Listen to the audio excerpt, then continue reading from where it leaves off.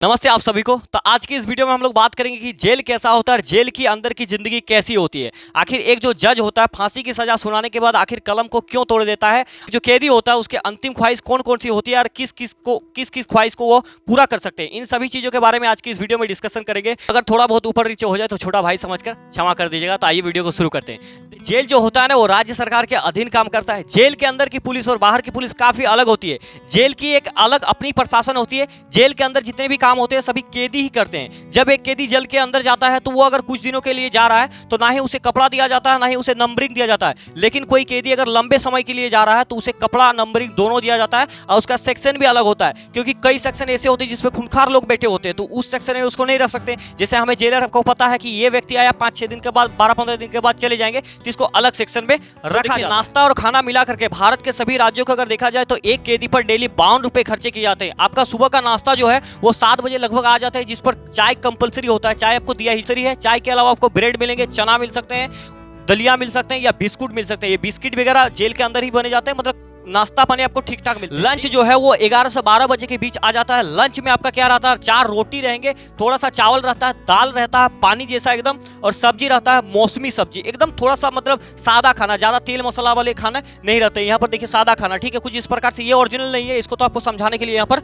रखे गए हैं। सेम टू सेम रात का खाना जो है वो आपको सेम टू सेम रिपीट करता है, जिस पर रात में रोटी जो मिलता है वो आपको 6 रोटी रात में मिल जाते हैं। रात में आपको 5 बजे ही खाना दे दिया जाता है, चाहे आप 9 बजे खाइए या 5 बजे खाइए। वहां पर आपको कोई गर्म करके खिलाने वाला नहीं है, क्योंकि ये सभी सामान जो बनते हैं ना वो कैदी ही बनाते हैं। तो 5 बजे ही आपको दे दिया जाता है, जिस पर 6 रोटी, चावल तो रात में रहेंगे नहीं, दाल रहता है और मौसमी सब्जी के अनुसार दिया जाता है। बहुत एकदम साधारण सा खाना, कोई भी तेल मसाला ज्यादा नहीं दिया जाता है। अगर इसलिए नहीं दिया जाता है क्योंकि कैदी बीमार ना पड़े, क्योंकि जेल के अंदर जो हॉस्पिटल है ना वो उस पर थोड़ा छोटा मोटा बीमारी ही ठीक हो सकता है। कुछ कैदी ऐसे होते हैं जिसको खाना एकदम पूरा सूट कर गया तो एकदम खा पी के एकदम मोटा आ जाता है, ये सब बॉडी बिल्डर बन के एकदम टन हो जाते हैं। जेल का अपना एक कैंटीन होता है जिस पर आप अपने जरूरत की चीजों को खरीद सकते हैं। जैसे कुछ भी एक्स्ट्रा आपको खरीदना हो, कुछ भी एक्स्ट्रा, जैसे आपको उधर 4 रोटी मिल रहा था, 4 रोटी वहां पर मिल रहे थे, आपको पेट नहीं भर रहा, आपको चाहिए 8 रोटी, तो आप वहां पर जेलर से लिखा करके 8 रोटी ले सकते हैं। जो भी चीजें आपको चाहिए यहाँ पर आप खरीद सकते हैं। जैसे जेल के यहाँ पर जाने के बाद आपको बर्तन चम्मच वगैरह खरीदना होता है तो वहाँ पर प्लास्टिक चम्मच मिलते हैं, क्योंकि स्टील वाला नहीं मिलता। स्टील वाला मिलेगा तो आपस में भोग भाग देगा तो दिक्कत हो जाएगा फिर। तो देखिए जेल जब आप जाते हैं तो कुछ पैसे लेके तो जरूर जाते होंगे, लेकिन इस पैसा का मिसयूज होता है। भारत का जो करेंसी है ना इसका मिसयूज होता है। आपसे जो सीनियर कैदी होंगे ना तो ये पैसा आपसे छीन लेता है। तो इसी के लिए जेल के क्या करता है कि आपका करेंसी को एक कूपन में बदल देता है। कूपन में 2 रुपए, 5 रुपए, 10 रुपए, 20 रुपए, ये जो कूपन है ना ये कूपन कुछ इस प्रकार से आप मतलब होता है, जिस पर आपका एक कोड रहेगा। कूपन का इस्तेमाल केवल आप कर सकते हैं, दूसरा कोई नहीं कर सकता पूरे कैंटीन में। और नहीं तो जैसे आप पैसा लेके चलेंगे तो पैसा कोई भी छीन लेगा और कैंटीन में यूज कर लेगा। और ये जो कूपन आपका पैसा को बदल देगा तो इस कूपन को केवल आप ही यूज कर सकते हैं, उस पूरे कैंटीन में कोई भी नहीं यूज कर सकता। इस तरीके से आपका पैसा बच जाता है। आप मैक्सिमम 2000 रुपए रख सकते हैं कैश। अगर आपके पास ज्यादा मिला तो उसे जब्त कर लिया जाएगा या तो आपका जुर्मा, आपका सजा बढ़ा दिया जाएगा। आप मुलाकात भी कर सकते हैं, जो भी आप हो, अगर आप उसके परिवार वाले हो या आपके वो चाहने वाले हैं, आपके घर वाले, तो आपके मुलाकात कर सकते हैं। लेकिन उससे पहले 2 चीजें आपको उसके बारे में जानकारी होना चाहिए, उसका नाम, उसका पिताजी का नाम, जेल नंबर, और जो भी आप मत लीजिए उसके लिए मिलने के लिए जा रहे हैं तो कुछ लेके तो जाइएगा जरूर। कुछ सामान वगैरह लेके जा सकते हैं आप, तो गुटखा वगैरह नहीं ले जा सकते, क्योंकि गुटखा खा के थूक देगा तो फिर दिक्कत हो जाएगा। क्योंकि जेल के अंदर जितने सारे काम होते हैं वो कैदी ही करते हैं, तो गंदे वाले काम नहीं ले जा सकते आप। तो ऐसे सीक्रेट वगैरह चलता है, अंदर सीक्रेट वगैरह चलता है। ऐसे तो मोबाइल अलाउ नहीं है, लेकिन जो वहां पर बहुत दिन से कैदी रह रहा है, व्यवहार थोड़ा बना लिया, एकदम पहुंच वाला बना लिया, तो फिर मोबाइल वगैरह सारी चीजें यूज करता है। देखिए अगर आपके पास पैसा है, थोड़ा सा पहुंच है, तो जेल और बाहर में कोई अंतर नहीं है, सब एकदम मजे। ये सब जो नियम कानून है ये हमारे जैसे लोगों के लिए है, ठीक है।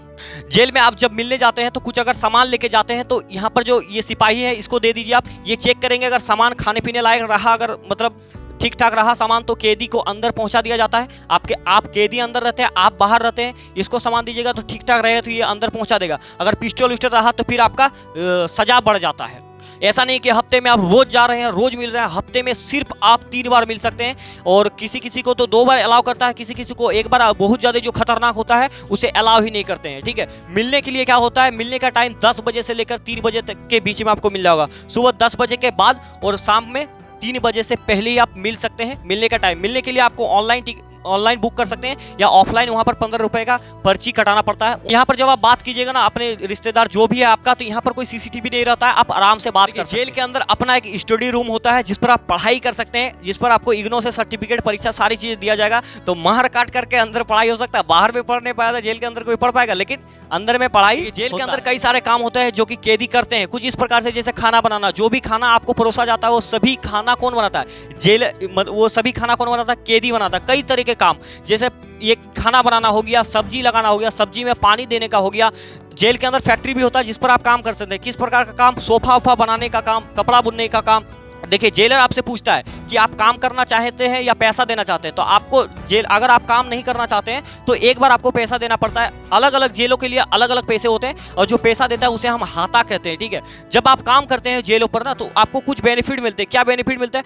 पर डे 20 रुपये आपको मिलेंगे, पर डे 20 रुपये मिलेंगे। और जब आप जेल के अंदर काम करेंगे ना इस सब चीज़ों में, तो आपको खाना जो है वो अनलिमिटेड मिलेगा, भरपेट खाना मिलेगा, जितना आप खा सकते हैं। थोड़ा खाना भी अच्छा मिलता है। तो आप जब भी जाओ अगर फ्यूचर में, तो काम कीजिए बढ़िया। बहुत लोग कहता है कि उम्र कैद जो होता है वो 14 साल के बाद उसे छोड़ देता है, लेकिन ऐसा नहीं है। उम्र कैद का मतलब क्या है? उम्र कैद, देखिए संविधान में ऐसा लिखा गया है कि अनुच्छेद 72 और अनुच्छेद 161 के तहत, अनुच्छेद 72 के तहत आपका राष्ट्रपति और 161 के तहत राज्यपाल जो कैदी होता है, उम्र कैद वाले कैदी, उसको माफ कर सकता है, उसको माफ कर सकता है। ऐसा कहा जाता है कि जो कोई गुंडा है, मान लीजिए कुछ भी खूंखार है, तो वो उसको अगर 14 साल दुनिया से काट के अलग कर दीजिएगा तो उसकी व्यवहार में बिल्कुल चेंज हो जाता है, बिल्कुल चेंज हो जाता है, मतलब वो शांत हो जाता है। तो फिर उसे राज्यपाल या तो राष्ट्रपति माफ कर देता है। लेकिन कब माफ करता है?